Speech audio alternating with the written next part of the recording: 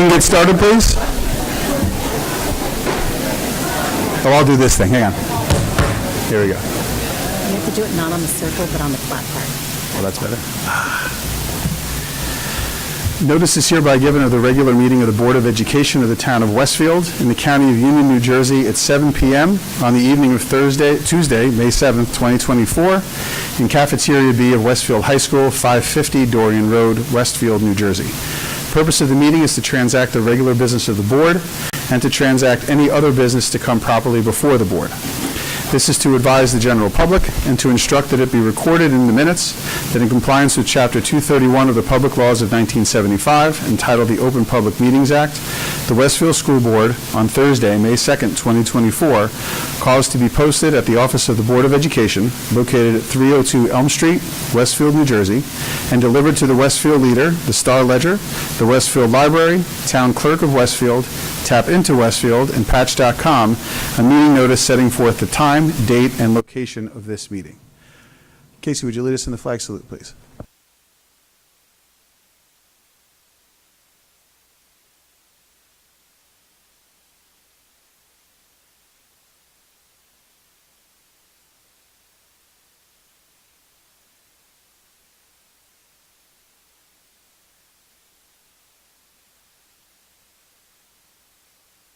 Patty, can we have a roll call, please? Rob Bonaccio, Here. Kent Diamond, Here. Brendan Galligan, Charles Gelinas, Here. Layla Morelli, Here. Sonal Patel, Here. Kristen Sonic Schmeltz, Julie Steinberg, Here. Mary Wickens. Here.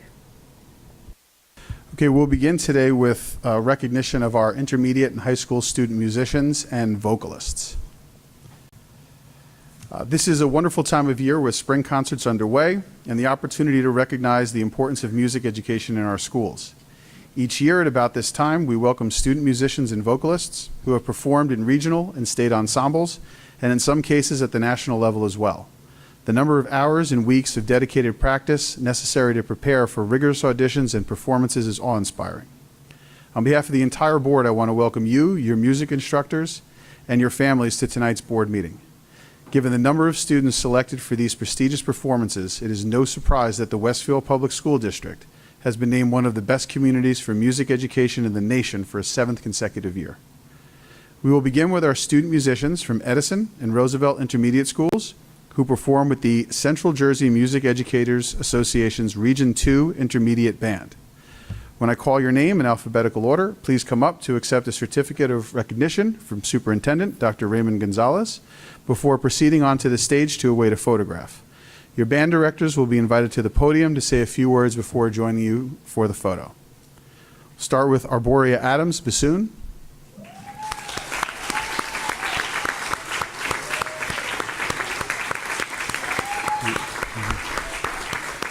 Olivia Albano, bassoon.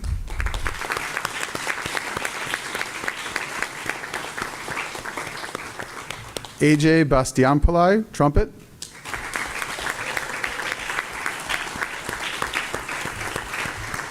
Alejandro Phillips Vasquez, tuba.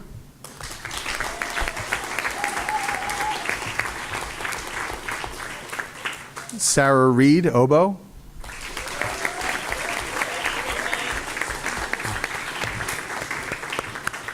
Arav Sheth, clarinet.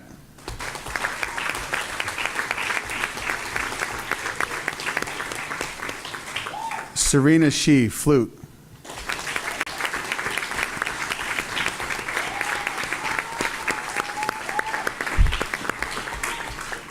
Annabelle Tao, French horn.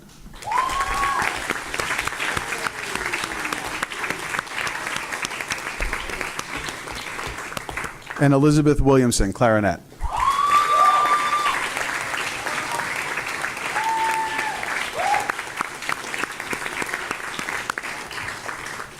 I now invite Roosevelt Band Director James Doyle and Edison Band Director John Scazzaro up to the podium.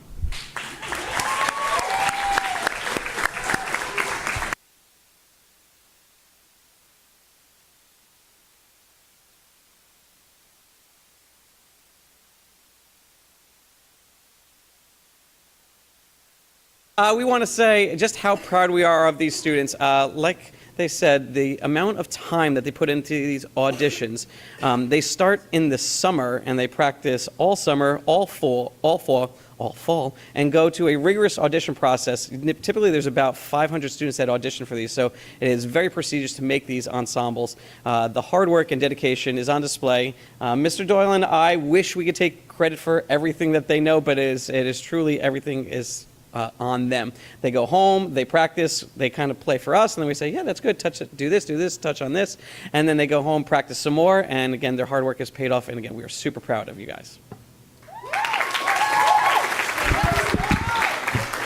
Yeah, just to echo what Mr. Scazzaro said, we're really proud of the hard work that you put in. It's really all you. You guys do all the work, and we're really excited to see where your musical journey takes you from here. Thanks.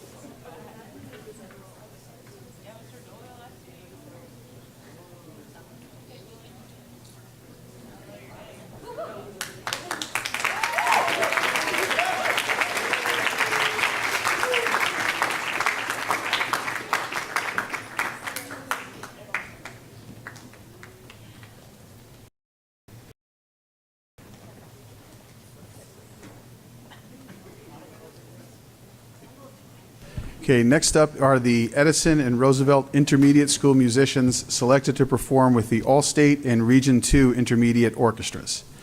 Alphabetically, they are performing with the Region 2 String Orchestra, Ariana Desai, violin.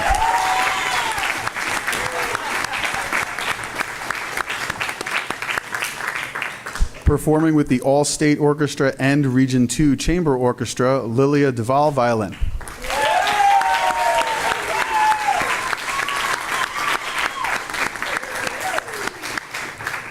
Performing with the All-State Orchestra and Region 2 Chamber Orchestra, Ria Satwalekar, violin.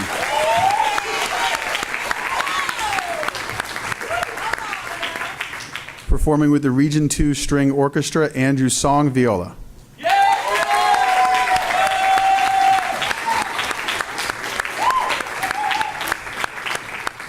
And finally, performing with the All-State and Region 2 Orchestras, Emma Wang, violin.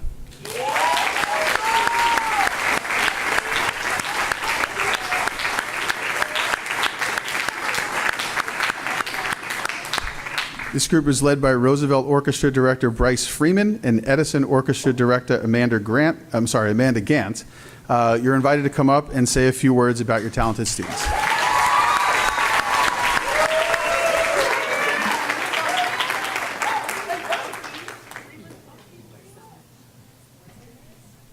Thank you all. Some former babies over here. Love it.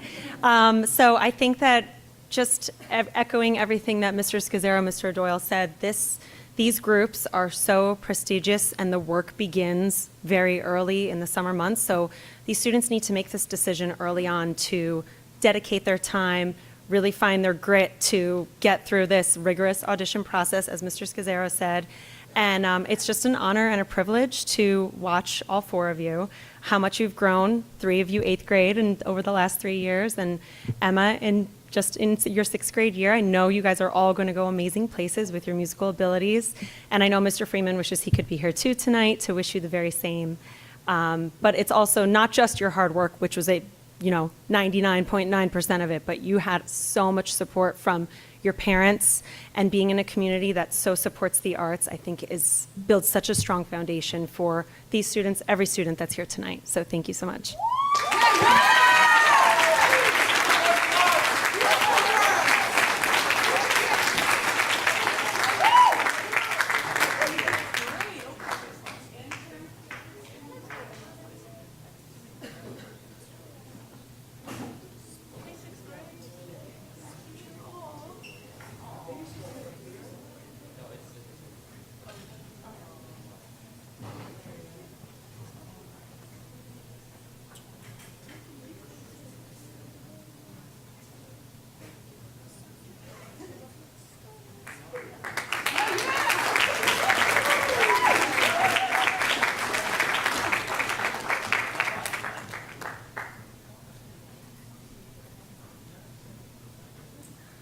We now turn our attention to the Westfield High School musicians.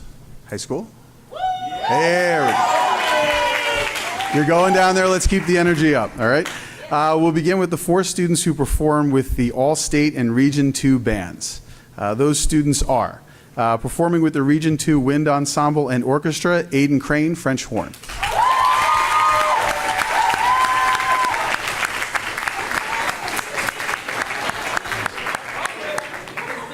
That's right, you're good.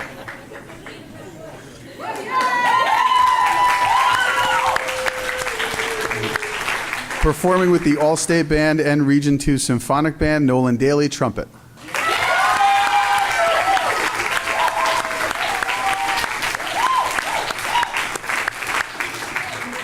Performing with the All-State Band and the Region 2 Wind Ensemble and Orchestra, Charlie Hu, oboe.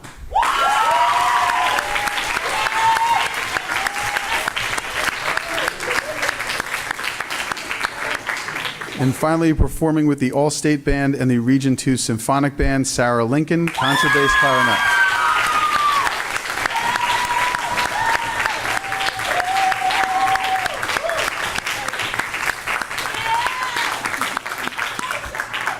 Our band directors are Christopher Vital and Gabriel Batiz. As it is a busy time of year, Mr. Vitale and Mr. Batiz needed to divide up responsibilities, so Mr. Vitale is here tonight to speak for both. We invite you to the podium. Awesome. I think so often when students excel, especially in the arts or athletics, oftentimes we hear the response, that student is so talented. And just to kind of echo what was said before, I don't think any of this is talent. I think all of it is hard work. And to start something in 4th or 5th grade and to stay committed to that, in the case of the 4 of you guys, all the way through your senior year in high school, I think that's something that we should all look at and be inspired by. So congratulations and thank you for all your hard work.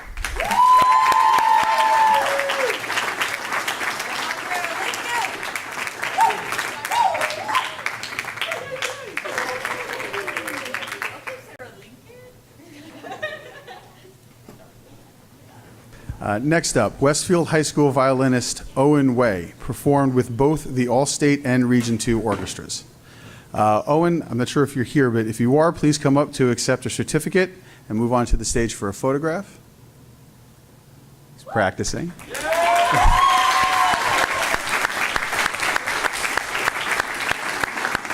And he is certainly practicing with orchestra director Craig Stanton, who was unable to attend tonight, but asked that I share this congratulatory statement. On behalf of the Westfield High School Orchestra, I'd like to congratulate Owen on his musical achievements this year. The audition process for both Region and All-State Orchestra is a difficult one for many students. Over his 3 years at Westfield High School, Owen has proven time and time again to be a top caliber musician, and these acceptances just further illustrate that point. Congratulations once again to Owen.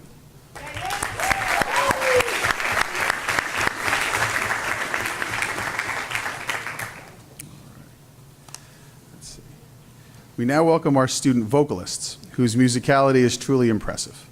During the 2023-2024 school year, 16 students performed with the Region 2 chorus, some for a 3rd year in a row, and 17 were selected for the All-State chorus. Additionally, a number of our student choraleers received recognition at the Roxbury Choir Invitational, a regional choral festival featuring outstanding choirs from Pennsylvania and New Jersey. Again, I'll call each of you up in alphabetical order and ask you to proceed onto the stage to await a group photograph. We'll start performing with the All-State Mixed Chorus, Avery Brooks.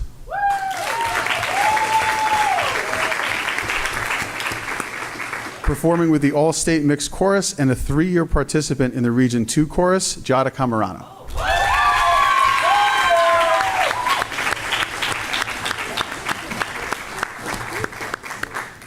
Performing in the Region 2 Chorus, Valentina Ciucci.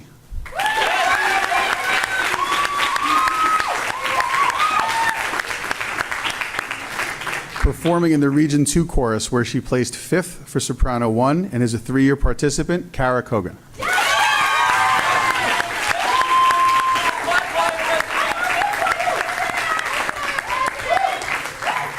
Performing in the All-State Treble Chorus, Charlotte Catronio.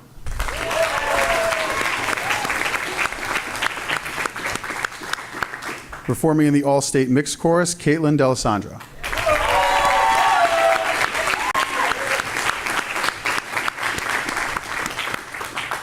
Performing in the All-State Treble Chorus, Kelsey Dix.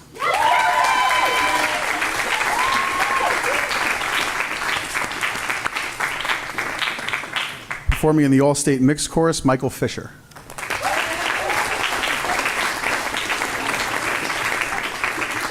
Performing in the Region 2 Chorus, Hannah Forbes.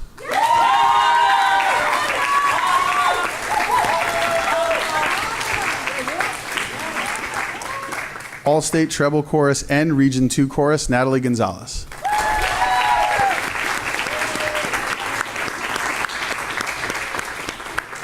All-State Mixed Chorus and Region 2 Chorus, Alexandra Haar.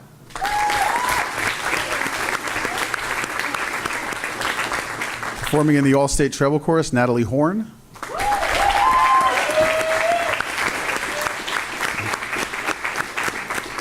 Performing in the All-State Mixed Chorus and a 3-year participant in the Region 2 Chorus, Rachel Clem.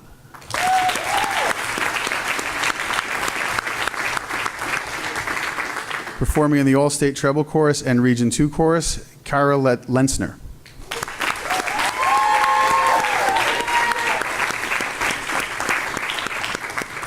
In the All-State Mixed Chorus, where he placed 5th for Tenor 2, Skylar Lipkind.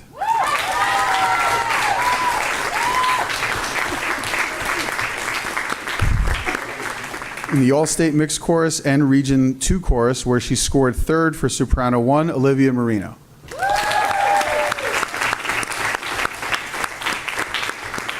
Performing in the Region 2 Chorus, Luella Mockbee.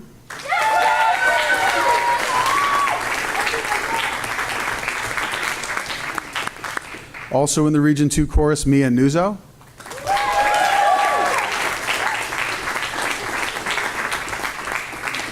Performing in the All-State Mixed Chorus and the Region 2 Chorus, where he scored 4th for Bass 1, Kieran Patel.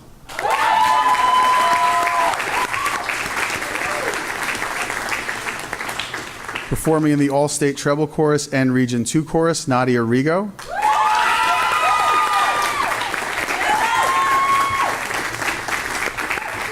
Performing in the All-State Treble Chorus and Region 2 Chorus, Mia Sacco.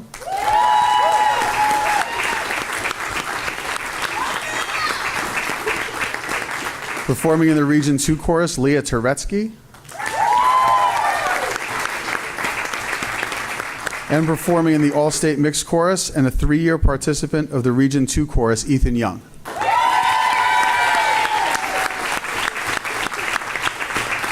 Let me now invite Choral Director John Brzezowski up to the podium to say a few words about these amazing students.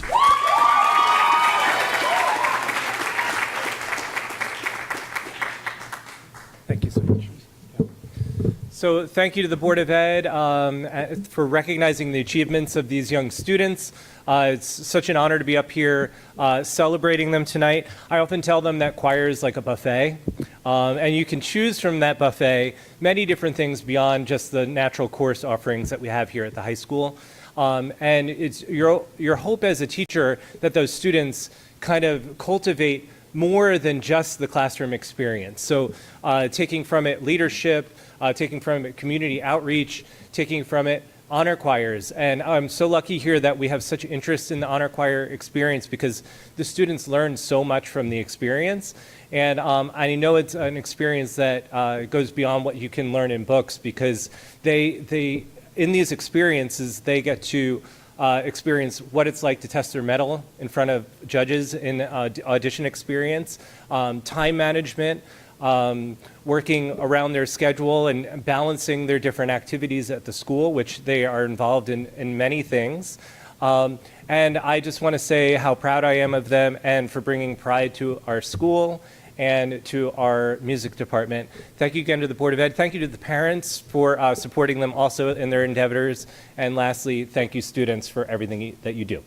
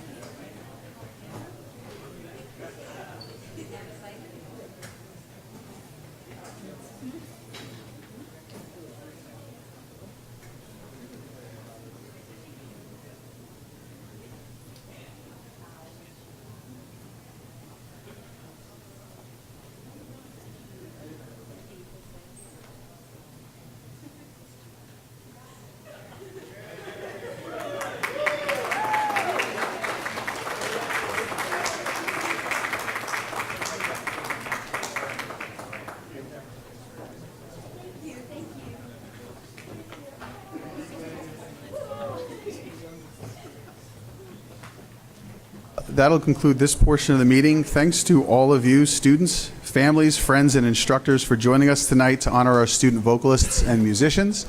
We're going to move on to some announcements at the board meeting. You're all welcome to stay, of course, and I can't imagine how exciting that prospect is for all of you, but we'll give you a few minutes to decide what to do.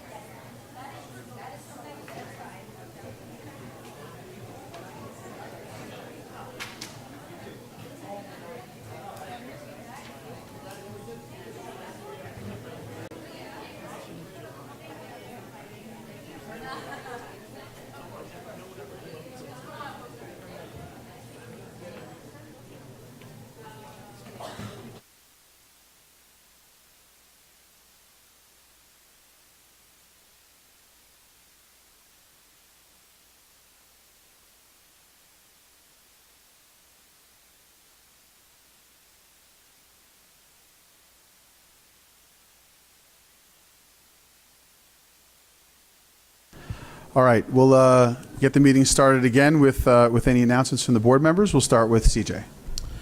Kudos to Edison 8th grader Jasmine Perron, whose powerful poem, as part of a Holocaust Unit reflection project, received high merit after she submitted it to the Poetic Power Middle School Poetry Contest. Jasmine's poem will be published in the contest organization's anthology. Julie? Congratulations to Franklin 5th grader Jacob Knapp, Northern New Jersey Regional 5th grade gold medalist in the History Bee. Well done, Jacob. Layla, any announcements? In recognition of Food Allergy Awareness Week from May 13th to 17th, the PTC Food Allergy Awareness Committee is sharing some basic information on identifying food allergy symptoms, along with two brief epinephrine auto-injector training videos.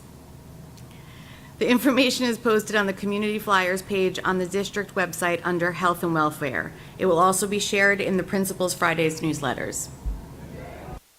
Mary, any announcements? I do. I never know which order you're going to go in. It's always a surprise. We've only And done I'm this already once. going to excuse myself from any names I mispronounce because I didn't get to have my powwow with Mary Ann on going over the names. Okay. 20 Westfield High School student athletes signed letters of intent with colleges and universities signifying recognition of the seniors' accomplishments both academically and athletically. The following student athletes will continue to compete at the college level. Thomas Sestero, Seton Hall University for baseball. Maxwell Cho, Union College for football. Grace D'Angelo, Franklin and Marshall College for softball. Randall Davis, Rochester University for baseball. Peter Del Rey, Union College for football. Gabrielle Demeter, Davidson College for track and field. Erin Doherty, Salisbury University for softball. Shannon Gibbs, SUNY Brockport for gymnastics. James Gilday, George Washington University cross-country track and field. Catherine Heflin, Swarthmore College for softball. Avery Keith, Princeton University cross-country track and field. Grace Lisnock, Gettysburg College cross-country track and field. Tage Mehta, Massachusetts Institute of Technology for cross-country track and field. Julian Montez, Lackawanna Community College for football. Sean O'Brien, Columbia University track and field. Ann Riley, Russell Sage College for softball. Maxwell Rotter, Muhlenberg College for wrestling. Shane Sheehan, Catholic University for basketball. Darcy Shiner, American University for track and field. And Alexander Valencia, University of Alabama for cross-country track and field. It's quite a list. Very impressive. Yes. Kent, Thank any you. announcements? I have a couple. May is Mental Health Awareness Month. Our student assistant coordinators and counseling teams have many activities planned to raise awareness across the district, including the Mental Health Fair at Westfield High School on May 23rd. And congratulations to student artists whose work has been selected in the district's Earth Day poster contest. Thank you also to all who submitted an entry. The featured posters, along with all of the submissions, are available under the news section of the district website. Featured posters are also on display in school lobbies. Thank you. Kristen? I have two. The 11th annual Greta's Run for Imagine will be held on Sunday, May 19th at Roosevelt Intermediate School. Greta's Run is an official USATF 5K race hosted by Imagine, a center for coping with loss, a free grief support center for children and families dealing with the loss of a loved one. There will also be a kids' fun run and a memory walk where participants can walk in memory of someone they have lost. The morning will end with a dove release and a musical performance by Southpaw. All proceeds from the event will support the children and families at Imagine. And my second one, the Westfield PTC Special Education Committee is holding a spring social on Friday, May 31st at Rock and Joe Coffee at 20 Prospect Street beginning at 9 a.m. Thank you. Sonal? The next regular public meeting of the Board of Education will be on Tuesday, May 21st in Cafeteria B at Westfield High School, beginning at 7 p.m. We look forward to recognizing the recipients of the Rotary Club's Philhauer and Steengraff Awards, the Optimist Club Award for Intermediate School Teachers, and 4 Westfield High School educators who received recognition from the high school community. The meeting will be live streamed via the district YouTube channel, which viewers can access on the board tab on the district website. The complete agenda will be available on Friday, May 17th, also on the board tab. Thank you, Sonal. We'll move now to a report by District Administration. Dr. Gonzalez? Thank you. This evening, I don't have a formal report or presentation. Imagine that.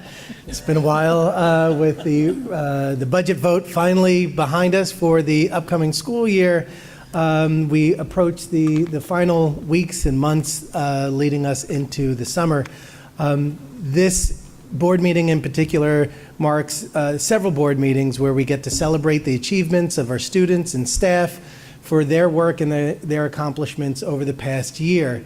It also marks the start of the next major activity for all of us as a school district, as a Board of Education, working with the administration and the community as we start to embark on the next phase of our strategic plan for next year, our second year, as well as the work towards developing a large-scale facilities referendum, which will be set for tentatively or currently for a vote in April of 2025. So for the superintendent report moving forward, as we have with the school budgets for the past several years, leading up to the actual vote, we'll use this opportunity to provide updates to the Board of Education and community on where we are with the efforts to move us closer and closer to that April date, with the first report being this one. The superintendent report really is intended to provide an overview. We look forward to being able to provide a more comprehensive, detailed description of these updates in a referendum portal that we'll be posting online in the future.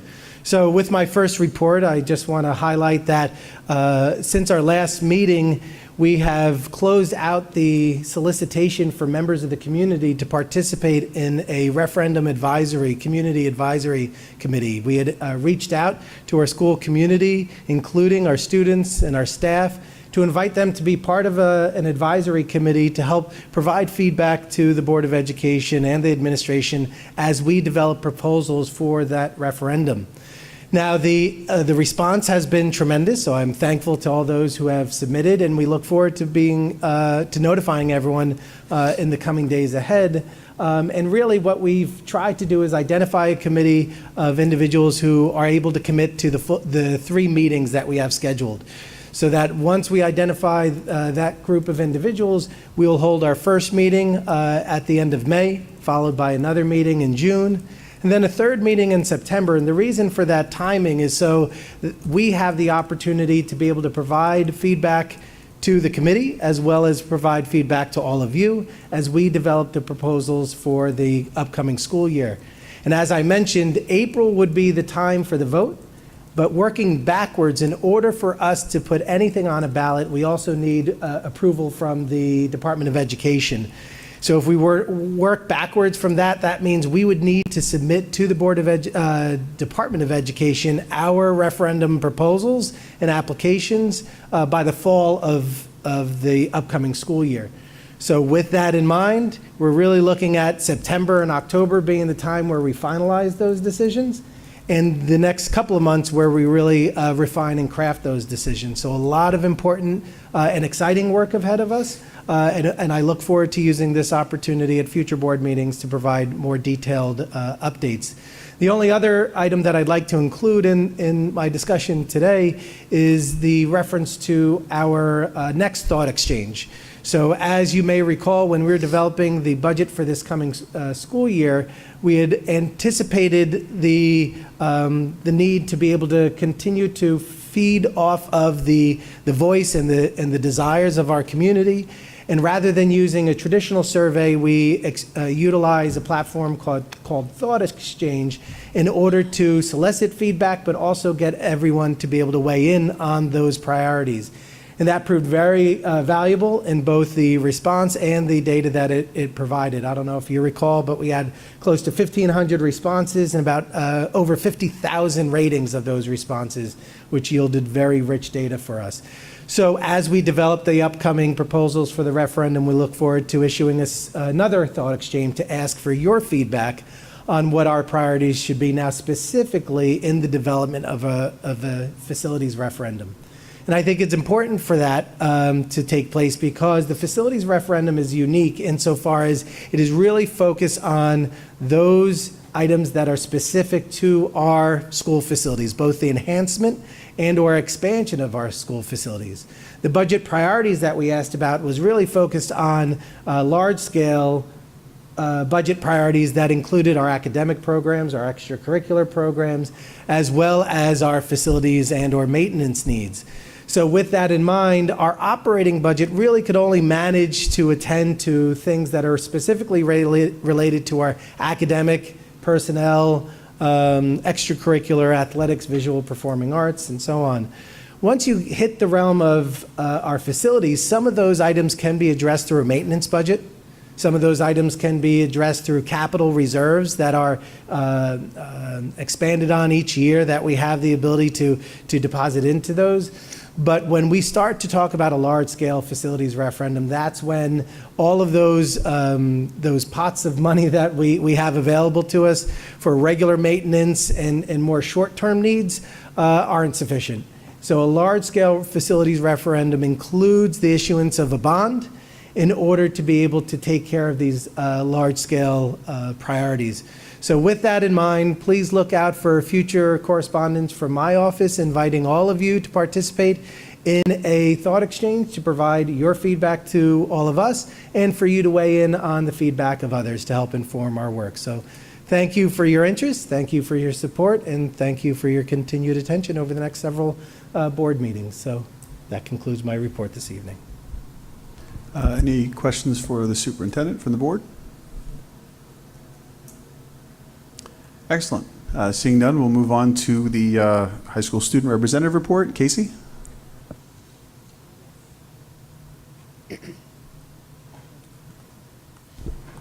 With the third marking period over and the fourth underway, WHS students are making the most of the last few months of the school year. The day before spring break, students beat the staff in the annual Student vs. Staff basketball game. Students also packed toiletry kits for St. Joseph's and wrote cards for senior citizens and service members. Additionally, $2,000 was raised for the Wounded Warrior Project in honor of former WHS principal Dr. Nelson.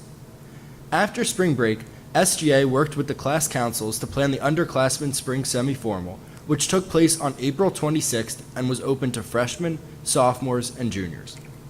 Looking ahead for SGA, 9 candidates are currently in the process of preparing for this year's election to determine next year's executive board. Candidates will give speeches and present a flyer to the student body. Freshmen, sophomores, and juniors will then get to cast their votes the week before Memorial Day. On the same ballot, students will vote on ratifying the new SGA Constitution, which would go into effect for the 2024 to 2025 school year if passed. Other WHS organizations have been planning worthwhile events in the community since the last board meeting. No Place for Hate's Outreach Committee has been sending WHS students to lead presentations to 5th graders at elementary schools in Westfield. The presentation explains what No Place for Hate is and encourages students to join in middle school and high school. But the presentation also includes group discussions based on a Langston Hughes poem so that students can discuss the causes of hate and how they can fight hate in their community. This time of year is also full of many traditional activities. Last week, seniors celebrated Decision Day on May 1st. For this Spirit Day, seniors wore clothes representing the college they plan on attending in the fall, faculty members wore clothes representing their alma mater, and underclassmen wore Westfield clothing. Due to changes in FAFSA, there will be an additional Decision Day on May 31st so that students who have not yet committed to a college can still celebrate their eventual decision with the WHS community. Even though students are currently cramming for AP exams, there are many exciting events going on both inside and outside the halls of WHS for students to take part in for the rest of the term. Thank you. Thank you, Casey.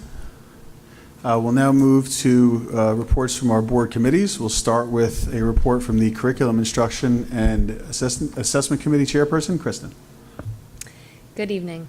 SIP met yesterday. Mr. Enrique Pinque provided the committee with a comprehensive overview of the district's gifted program and the future enrichment program. Mr. Pinque reviewed the current policies and practices that guide the criteria for selection into the gifted program and how the program currently differentiates and engages those students who qualify for the program at both the elementary and the secondary levels. Mr. Pinque's presentation will be available for review shortly on the district website under Spotlight on Education Information Series. I do want to take a moment to highlight the exciting changes Mr. Pinque shared as part of the gifted program during the upcoming school year. As a result of the public support of the additional spending proposal within this year's budget, the district will be adding 3 teachers at the elementary level to provide students with the new enrichment program. This program will align the district's efforts to incorporate the MTSS tiers of support to the gifted program. Students in grades K through 5 will all receive frequent enrichment lessons through the push-in model that target New Jersey student learning standards in computer science and design thinking, as well as science and social studies. Additionally, students in grades 3 through 5 who may not have qualified for the gifted program, but who require a greater degree of differentiation, will receive pull-out enrichment lessons every other week. Next year, the district will also engage in a comprehensive review of the gifted services offered at the elementary and the secondary schools to enhance student access to the gifted program services. We want to thank the public for supporting the budget, and we're excited to welcome the new enrichment teachers next year and to see the aforementioned changes in action. SIP also reviewed a series of policies and school and athletic trips, which you will see on tonight's agenda, and our next meeting is scheduled for June 10th. Thank you, Christian. Any questions or comments on the report? Excellent. Moving on, report from the Finance and Facilities Committee Chairperson, Ken. Thanks. We met recently. We talked fun-filled items. The finances are looking good, and we had an update on the Roosevelt and the roofing updates, which are in progress. But we also talked about renaming Edison Field from Bob Brewster Senior Field to Brewster Field. And later, when we move the items, I'll read that resolution. Other items of note on the agenda for this evening, we're withdrawing $40,000 for boiler and steam emergency repairs, mostly at Washington. We submitted a New Jersey Department of Community Affairs grant application for $120,000 to help fund the walkway to access the Franklin Playground. This is a competitive bid, so we are not guaranteed the funding. We're renewing the food services with Compass Group tonight. It's a 3% increase, which is actually pretty good when you consider the cost of living increase was 5.81%. We're also approving tonight a 2024 New Jersey SIG safety grant, which will be used for card readers at the schools and security cameras. Also tonight, we'll be renewing the bus renewals for Durham, which renewed at a 4% increase, and J&J, which is at the cost of living increase of 5.81%. And J&J we use more only in the summer for the smaller buses. But new to the rotation this year is Essex Regional, which we'll use as a bus option to help with sports and field trips. And that is it so far. Any questions? Thank you, Ken. Seeing no questions, we'll move on to the Policy, Personnel, and Governance Committee Chair, Layla. Forgive me because I have to read off of my phone because I left my computer at work, and I think I need the ones that you can like go like this with. But so we had our meeting on May 2nd. We reviewed policies that will be on the agenda tonight, including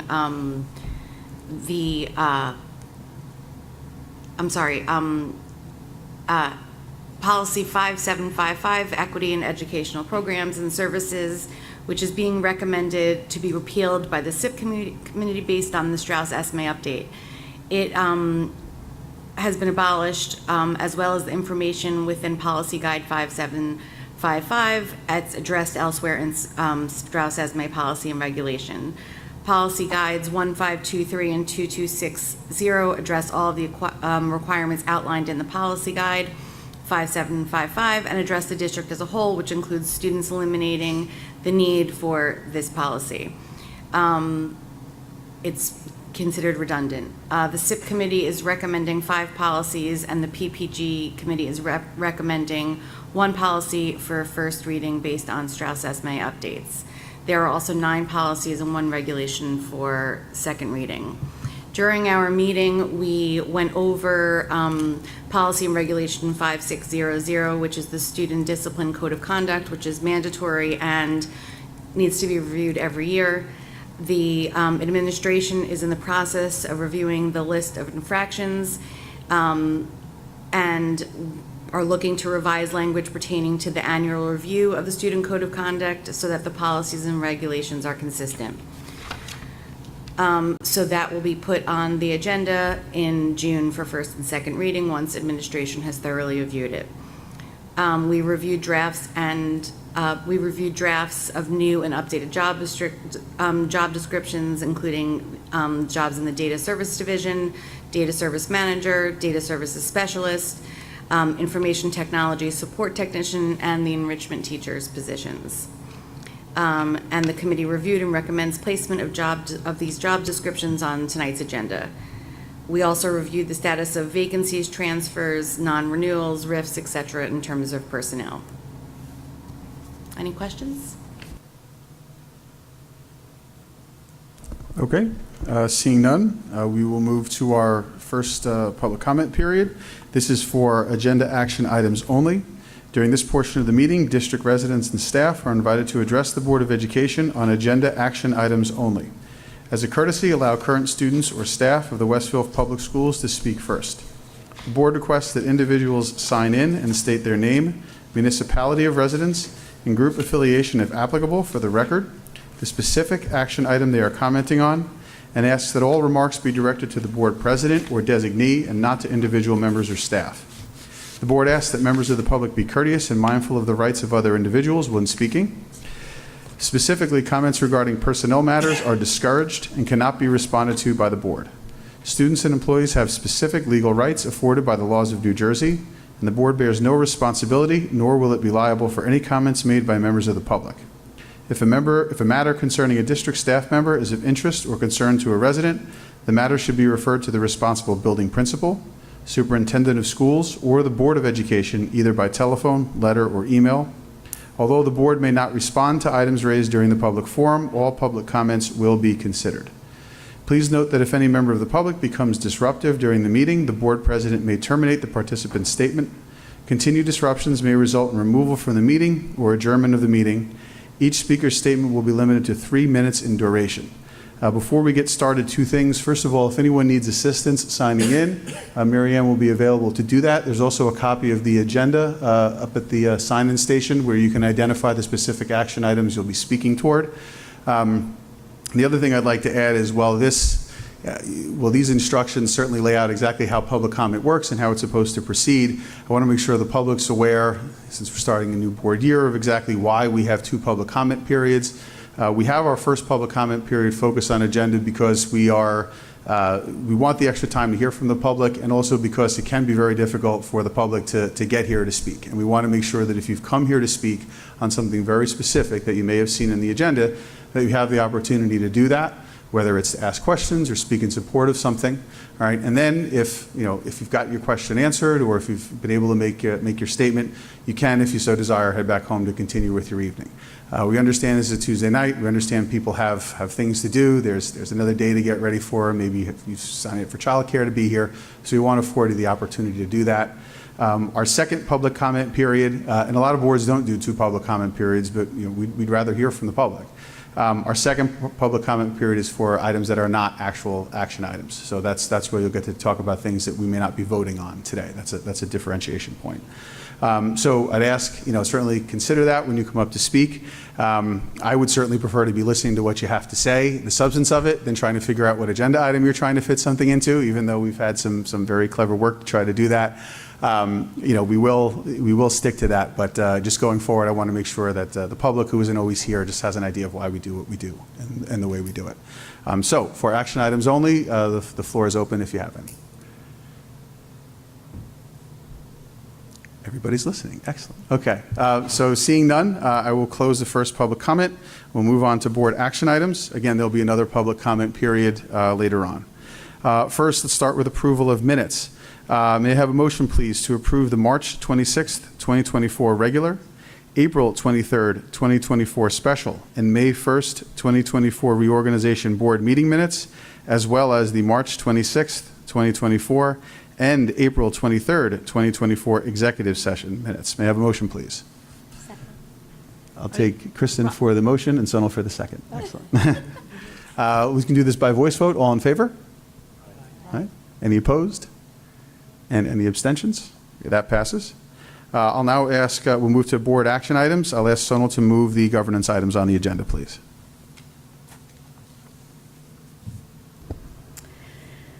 I'd like to move my items A to C under the governance section of tonight's agenda. And I'd like to point out that tonight the Board of Education will be voting on governance action item C. The item proposes the inclusion of Diwali, Eid, and Lunar New Year as school holidays in the 2025-2026 and 26-27 school calendars. In support of our ongoing diversity, equity, and inclusion initiative, we wish to formally recognize and accommodate additional cultural holidays. This action presents an opportunity to acknowledge the diverse religious and cultural backgrounds of our school community and to promote greater understanding and respect for different traditions without significant operational impact to the school year. Can I have a second? Thank you, Kent. Okay. Any discussion? All right. Seeing none, Patty, can we have a roll call, please? Rob Bonaccio, Yes. Ken Diamond, Yes. Brendan Galligan, Charles Gelinas, I'm going to abstain from A and yes for B and C. Layla Morelli, Yes. Sonal Patel, Yes. Kristen Sonic-Schmeltz, Julie Steinberg, Yes. Mary Wickens. Yes. Okay. Thank you. Those carry. Moving on to the personnel items for the agenda. Layla? I'd like to move items, I'm sorry, are you saying personnel? Yes. That's Mary. Oh, Personnel. sorry about that.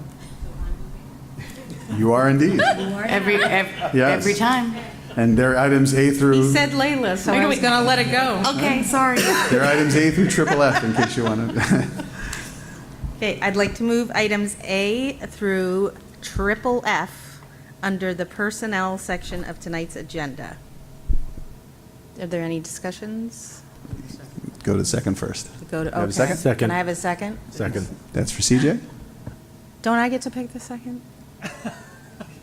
Rob's doing everything tonight. Okay. CJ, The Swiss thank Army you. knife over CJ, there. I'm thank very you. sorry about that second. CJ, thank you. Any discussion? Yes. I have some retirement comments to share regarding two members of our school community who have announced their retirement and will be acknowledged this evening. Beginning with Carrie Lyman. Carrie began her career as a teacher at Franklin Elementary School in September 1992 as Carrie Lucky, and dedicated 32 years of service starting in preschool before becoming a first-grade teacher. Over the years, she taught different grades, ultimately spending more than 2 decades as a 5th-grade teacher under the leadership of 7 different principals. Known for her ability to maintain discipline while being warm and caring, she excelled at preparing students not just for middle school, but for life, instilling independence, respect, and responsibility. Her engaging personality and love for sports made her a favorite among students who enjoyed discussing last night's game with her. As she retires to spend more time with her family, her legacy at Franklin and in Westfield will remain cherished by all those she impacted. In addition, we have Jerry Leatherman. Jerry began his career in the Westfield Public Schools in February of 2007. Jerry is a skilled mechanic with a specialty in plumbing and is well known for his dedication to his work. He consistently proved himself to be a reliable team player, always ready to address any emergencies in the district. Jerry also excelled as a mentor, guiding new employees who joined the department. His professionalism and commitment made him a valuable asset to the Westfield Public Schools. His absence will be deeply felt. We wish both of these employees all the best and a happy, healthy retirement.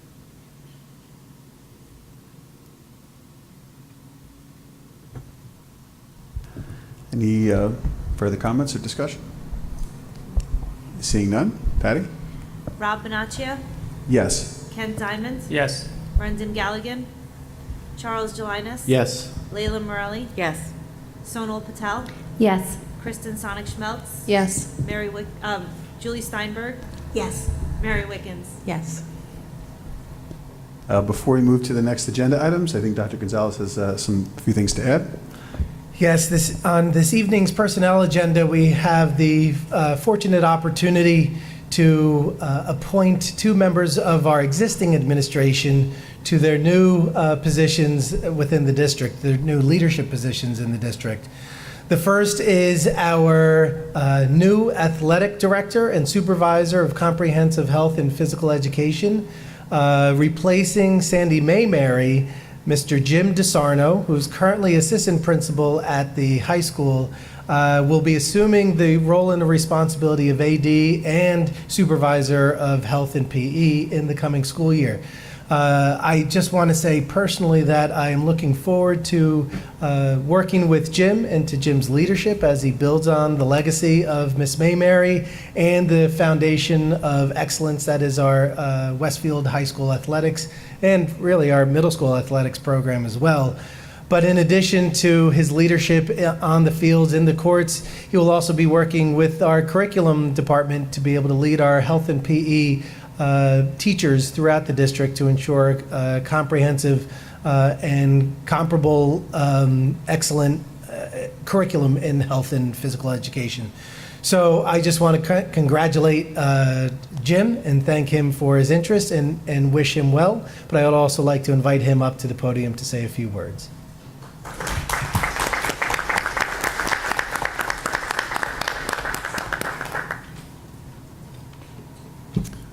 Thank you, Dr. Gonzalez, and I'd like to thank the board for this great opportunity.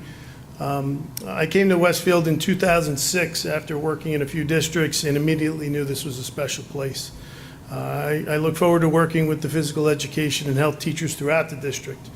It's important that we continue to promote physical, mental, emotional, and the social needs of our students while equipping them with the knowledge for a healthy and fulfilling life.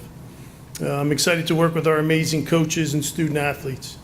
Having coached and taught for a very long time, I will be there to support them wherever they need me. There's a great tradition within the athletics program here at Westfield High School, and I want that to continue as well as to grow it. Athletics serve a great purpose for many of our students, as music, art, and performance, as we saw tonight, do, and it's important that we continue to provide opportunities for as many students as we can. I look forward to working with the community as well. It's one of the reasons my experience here has been so special. I also want to thank and acknowledge Sandy Maymary, who has always been so supportive to me and all the coaches and athletes here in Westfield both as an athletic director, but also as a trainer before that. In closing, I'm excited to work in the same building as Jackie Spring again. Congratulations. And all the excellent teachers and coaches that make Westfield so great. Thank you very much.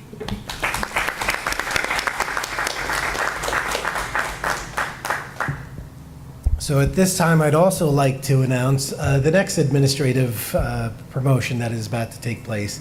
And that involves someone who was before the board around this time last year as she moved from her position as a teacher here at the high school, working to lead Project 79 and coordinate all the amazing things that happened there, to assume the role and responsibility of assistant principal at Edison Intermediate School alongside of Lenova Shaw, who is also new in that position.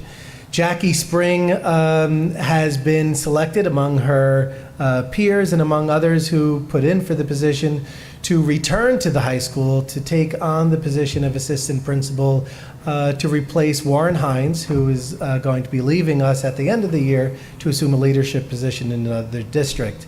Once again, having had the opportunity to get to know Jackie in her capacity as a leader is with excitement that we see her move into her role as a high school administrator, taking with her her experience as an administrator at the middle school to really help to make that transition between middle and high school as effective as possible. So I am thrilled to invite her to the podium to say a few words as well.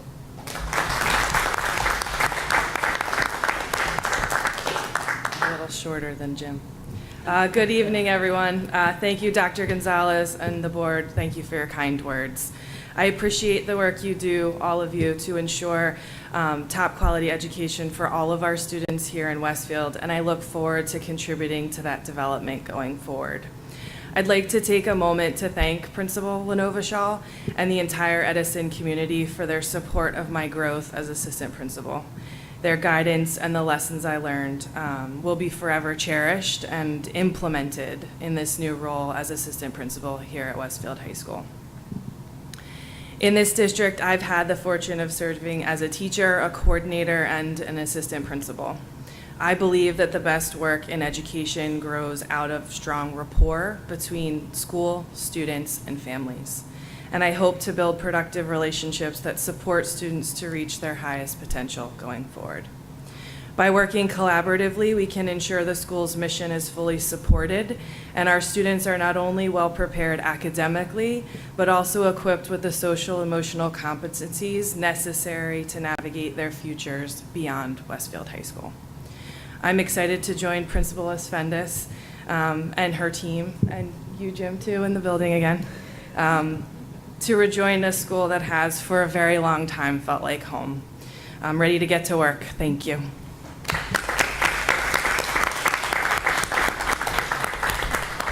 I do want to just close by highlighting that these were two comprehensive searches that consisted of an examination of applicants both internally and externally. Looking back at my notes, we had 151 applicants for the assistant principal position, as well as having 66 applicants for the athletic director, supervisor of health and PE as well. So among all of those applicants, the individuals who you just heard from and who were just approved this evening represented the best of the best for our school community, and I just want to again congratulate them on their appointments.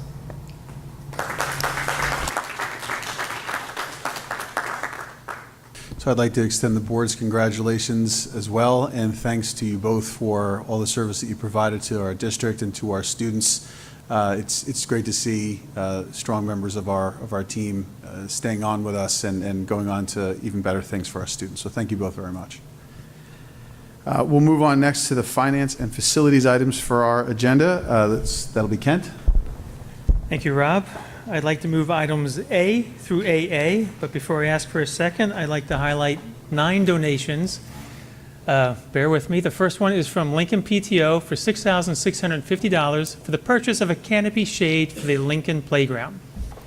Second is from Amy Scott, She's donating equipment valued at $5,000. I'm going to read it all here. It's Behringer DX32 digital mixing console, a Korg music workstation sampler, a Samsung Studio amplifier, a Roland JX03 sound module, a Quattro USB audio interface with MIDI, Yamaha RX A670 Advantage AY receiver, Roland Sound Canvas value, and Roland, no, that's a lot, but thank you.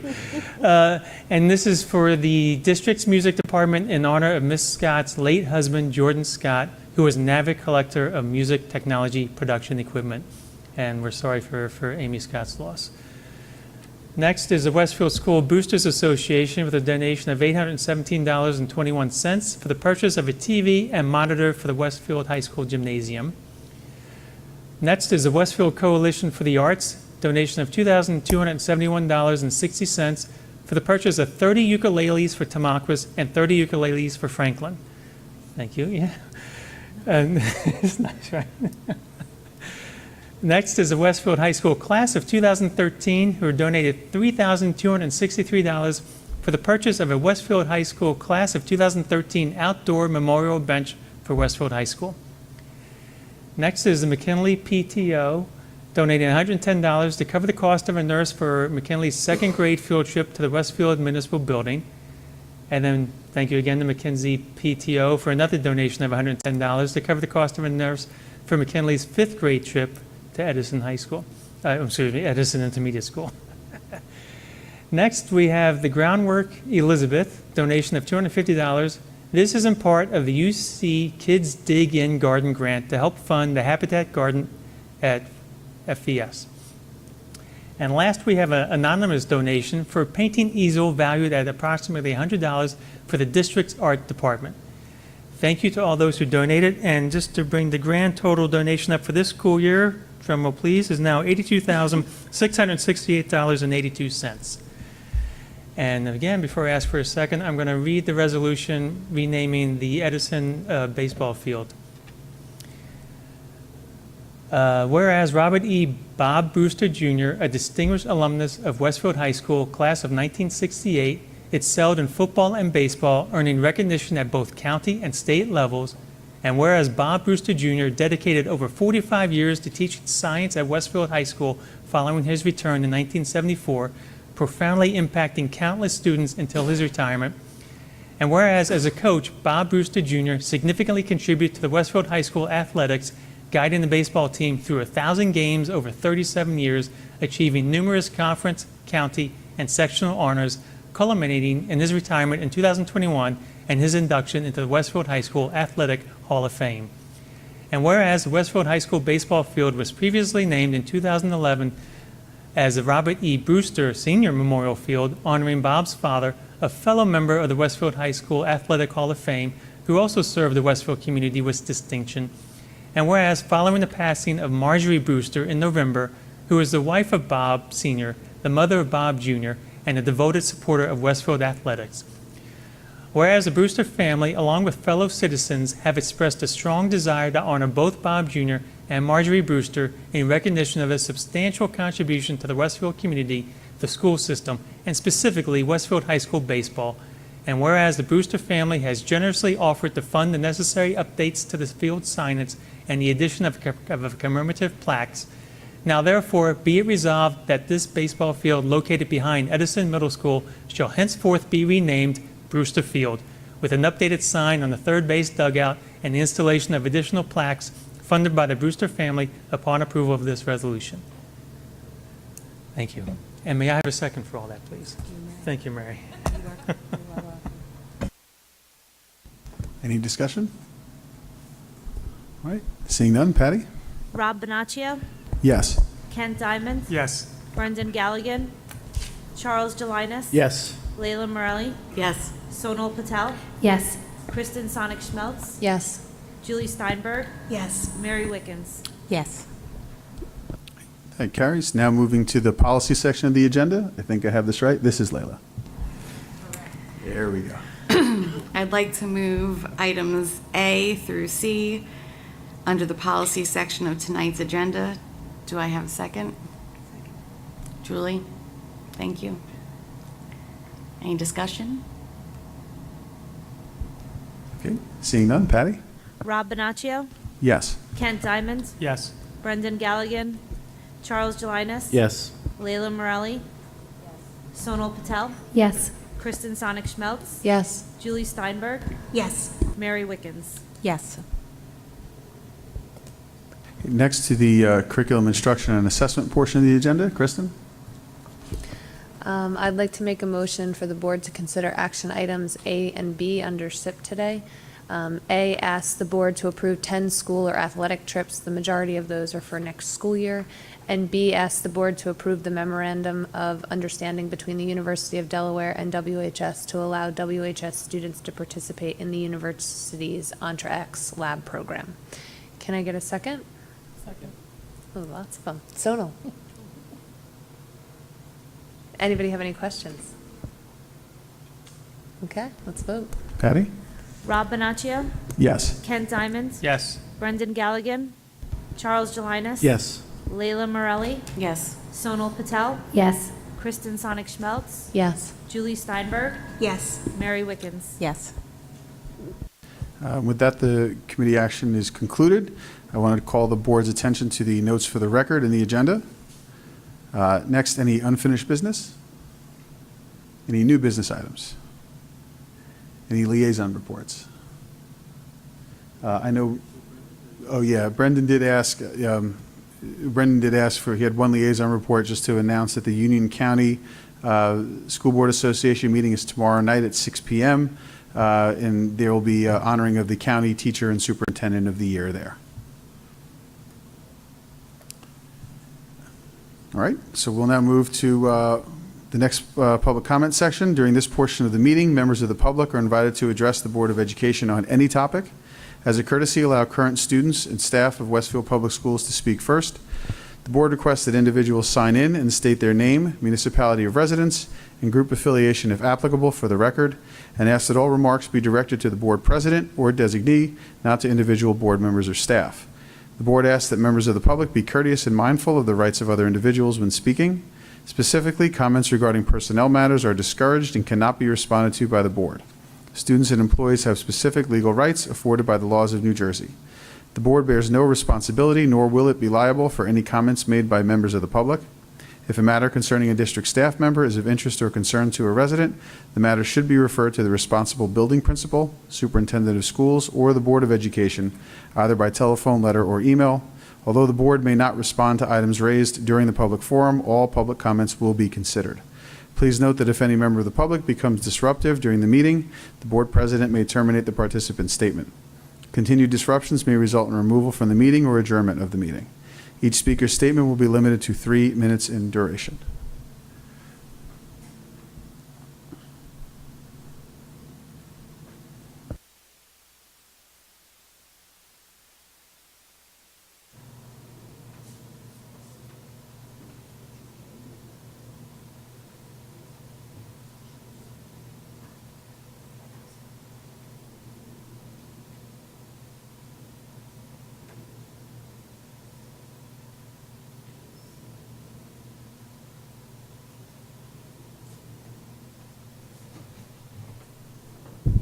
Thank you. Hi.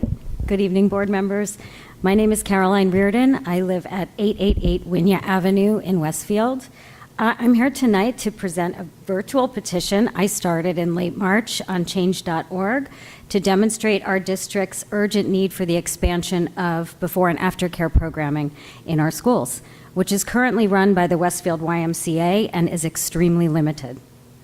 Before care is only offered for students at 3 elementary schools, and while aftercare is held on-site at all the elementary schools, for this upcoming year, the programs at 3 out of 6 of them were already at capacity for newcomers before registration even opened, and the handful of spots at the others filled up literally within 1 minute of registration opening.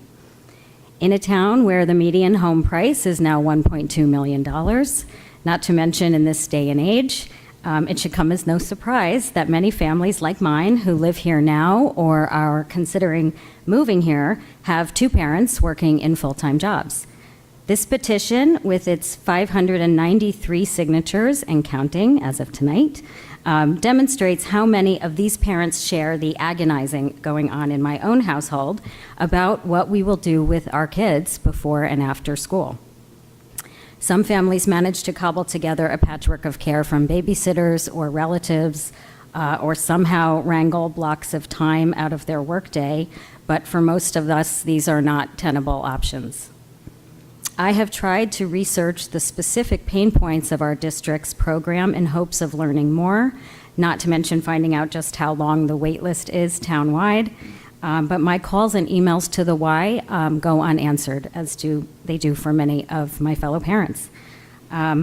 I can only imagine there are a range of factors, but certainly physical capacity is not one of them, since by default the buildings have the space.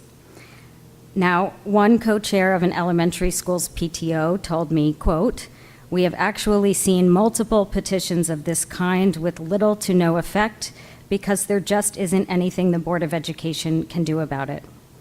While I am new to this whole system as a parent of very young children, perhaps I am barking up the wrong tree, but I simply cannot fathom or accept that there is nothing the Board of Education can do about programming generally in our school district. So to that end, I am urging you, the board, to work with district administration to scrutinize and prioritize this issue, if not for this upcoming school year, then for the next one, with the aim of expanding what we currently have or perhaps bringing in a new program altogether. One such example is the private company Right at School that the Fanwood Scotch Plains District recently contracted with to alleviate the shortage of available spots in their previous program. Other districts like Clark staff and run their program themselves. I know there is a great affinity for the Y in this town as an organization, which I share, and I'm sure many would love to see that partnership continue, but all options for improvement should be on the table in this effort. The renown of our school district is what drew many of us to move here in the first place, and the availability of quality programming outside of school hours for all who need it ought to reflect that very high standard. Thank you. Thank you.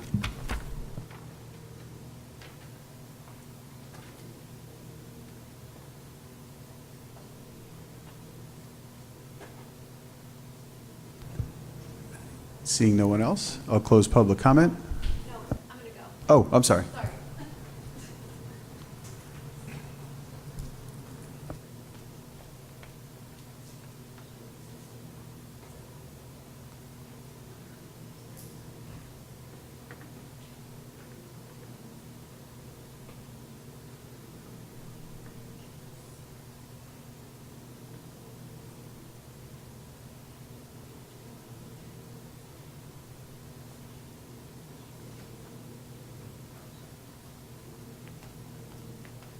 Sorry, I've never done this before. My name's Olivia Miller. I live at 535 Parkview Avenue in Westfield. I'm going to partner with my friend Caroline and address the issue of the before and after care and kind of just give you a little bit of an emotional perspective about it. Because we stand before you not just as a voice, but as a representative of countless working parents who face a daily struggle that impacts not only us, but our children. Every morning, I'm up before the sun, rushing to get my children ready for school, and thanks to the amazing private preschools in our town, I've been able to do that. As a fellow educator, I have to be at my job before 8 a.m., as many teachers have to, and my husband takes the 5:45 a.m. train to New York City 5 days a week now. The party's over, as his company said, in terms of working from home. So up until now, you know, it has been okay because of the before and after care programs at the private preschools, but now that we're embarking on this new adventure into the public school system that we've heard so many amazing things about, and sitting here at your board meeting tonight, I mean, it is impressively run, seeing all those awards. Truly, I am really happy to be here. But I am filled with anxiety daily since I had to register my child for first grade, and since I hit refresh at 6:30 in the morning on that Y website for aftercare and immediately got declined, I have been scrambling, as many other parents have been, trying to find help. Before, after, anytime. And we're not really asking for a handout. We're not asking for something to be given to us. We can partner with the community and understand that we're investing in our children's future and sustainability and well-being. We need to try to figure out how to implement a system that supports all families and not just some of them. Clearly, there's a need for it, as there are long wait lists, and students and families in our community are not being given the opportunity for this. As Caroline had stated, local districts, our neighbors, have had programs that are now being housed inside their buildings. They're staffed by aides, secretaries, teachers, and by utilizing only the Y, the Westfield Board of Ed is also missing out on your own funds, because from my understanding is the Y kind of capitalizes on that more so than you guys do. We can figure out a way to appoint a director, and based on enrollment, the parents can pay a fee for the program and employ the process. I feel like there will be people to help in this. I know it's not going to happen overnight, but try to think about the opportunities that it could give our community and our community of working parents in these crazy times. So please try to help us find a solution. I have no idea what we're going to be doing next school year, and beyond for that matter. So thank you so much. Thank you.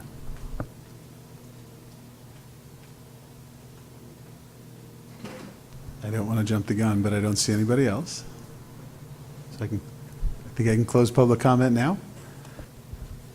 Ray or Patty, do you have any? I think you might want to add something. I'll comment on it. I've met with Marty Colette from the YMCA, who runs the aftercare, and we're working on resolving all of the wait lists. Right now, they're under 20 at each school, or around 20 at some of them. Some are less than that. We expanded the number last year, and we were able to get everyone off the wait list. Everyone was contacted by the end of the year that was on a wait list. So we are working on it. Now, I know it seems like, well, you're in a school, you can just have 400 kids. It's actually licensed as a daycare once it's after school hours. So they had to get licensure to cover how many students were going to be there. Before my time, they had done very small, limited amounts at each of the schools. I've authorized the Y to increase that number as much as they possibly can, include more classrooms, additional spaces for the state. So we're working on that now with a couple of the schools. But I have been assured that the wait list will be contacted by midsummer. That's the goal, is to have everyone off the wait list by midsummer. Obviously, if somebody moves in over the summer, that could affect that, but we are working to get everyone off the wait list from the YMCA. And I was able to do that last year, so it's going to be a priority for me to make that happen. So I'm willing, anyone who has any questions about the aftercare, if they're not getting back to you at the Y, always feel free to reach out to me at the board office. I worked with groups from some of the schools last year to help resolve issues there. I know at some schools, if they are over capacity, the Y is busing children back to the Y because they don't have the same issue over there. So between those two things, we are accommodating more. Before care, there's not as much interest in before care, so there's not the numbers. They are running it, but it's not as much. But they were going to try to expand that for next year too. So please reach out to me if the Y is not getting back to you, so I can make sure that that's handled. Thank you. Thank you, Patty. With that, may I have a motion to adjourn, please? Motion to adjourn. Oh, boy. Ken said it out loud. So Ken, motion to adjourn. Do we have a second? Second. Second by Sonal. All right. All in favor? Any opposed? And any abstentions? Thank you. We're adjourned.